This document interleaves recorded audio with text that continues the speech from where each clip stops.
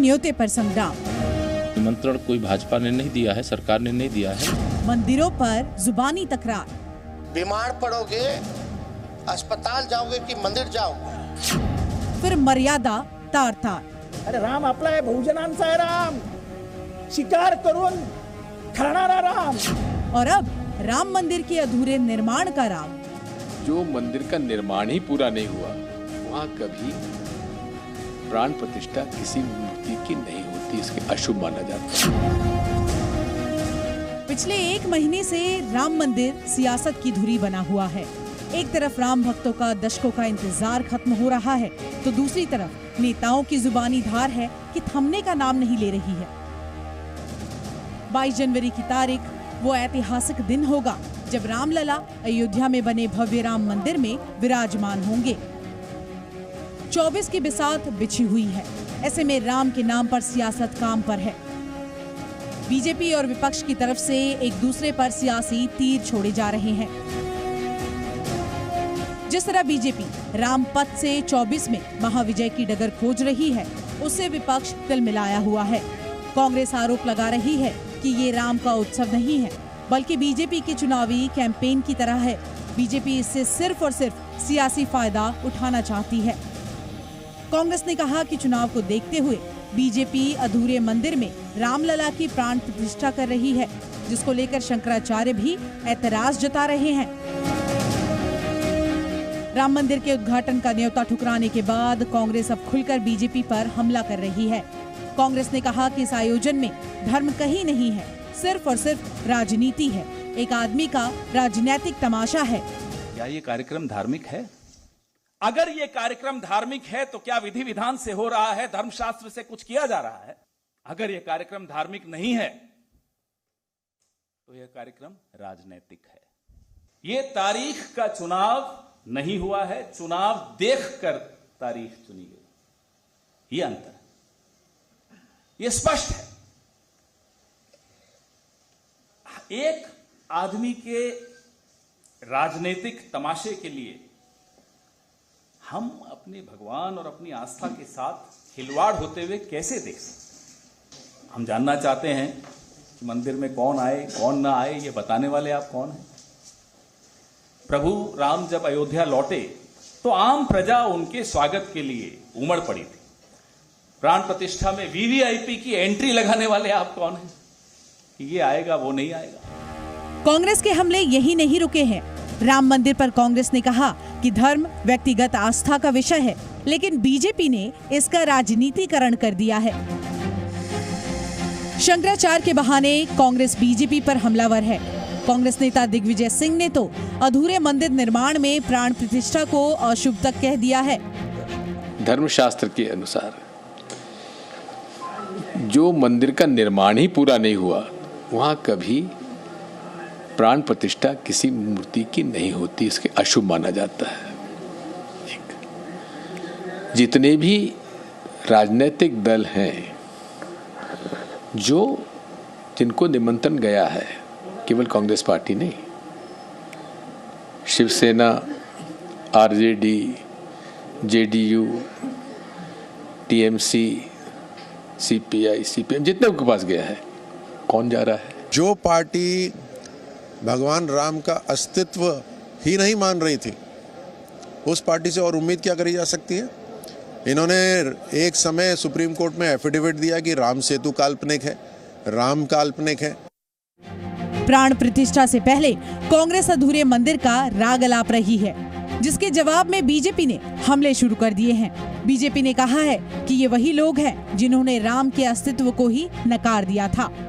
AICC के statement से स्पष्ट है कि धर्म के नाम पर इस इशू को पॉलिटिसाइज अगर किया जा रहा है तो उसके पक्ष में हम लोग नहीं हैं, लेकिन हर व्यक्ति की आज़ादी है, उसकी आस्था किस भगवान में है, किस देवता में है, किस मंदिर में है, किस गुरुद्वारा में है, उसका व्यक्तिगत निर्णय है। कोई भी कभी जा सकता है, लेकिन हमें मानते हैं कि इस प्रकार के इशू को पॉलिटिसाइज करके उसका राजनीतिक लाभ लेना, उसको हम सब गलत मानते हैं। सुप्रीम कोर्ट के 5 जजेस की सर्वानुमति के फैसले के बाद ये निर्णय हुआ। आज आम सहमति से इतना बड़ा भव्य मंदिर बना है। पहले कहते थे कि कोर्ट से फैसला हो तो हम मानेंगे। इन्होंने सदैव विरोध किया था राम जन्मभूमि का। और आज कांग्रेस पार्टी उसी मानसिकता के दबाव में है जो ये शाहबानों के मामले में झुकी थी कट्टरपंथियों के सामने। बीजेपी ने हमला बोलते हुए कहा कि जहां एक तरफ पूरा देश प्राण प्रतिष्ठा का इंतजार कर रहा है, तो वहीं कांग्रेस ऐसी बयानबाजी से उनके आस्था के साथ खिलवाड़ कर रही है, जो कांग्रेस की विनाशकाली विपरीत बुद्धि को दिखाता है। 4 शंकराचार्य बोल रहे हैं, संत साधु बोल रहे हैं कि राम मंदिर इनकम्प्लीट है, जैसे तरीके से रामलला की प्रतिष्ठापन हो रही है वो ठीक नहीं है, तो उनकी बात क्यों नहीं मान रहे हैं? जब शंकराचार्य जी ही नहीं जा रहे हैं तो हमारा क्या जाने से क्या फायदा हो? जाको प्रभु दारुण दुख दीना ताकि मति पहले हर लीना। अगर उन्होंने निमंत्रण को ठुकराया है तो जनता उनको ठुकरा देगी। कांग्रेस के निमंत्रण कोई भाजपा ने नहीं दिया है, सरकार ने नहीं दिया है, उसे श्री राम जन्मभूमि तीर्थ क्षेत्र ट्रस्ट ने दिया है और उसे नकारना निश्चित तौर से यह रामद्रोही जो उनका आचरण है वो प्रकट हो जाता है।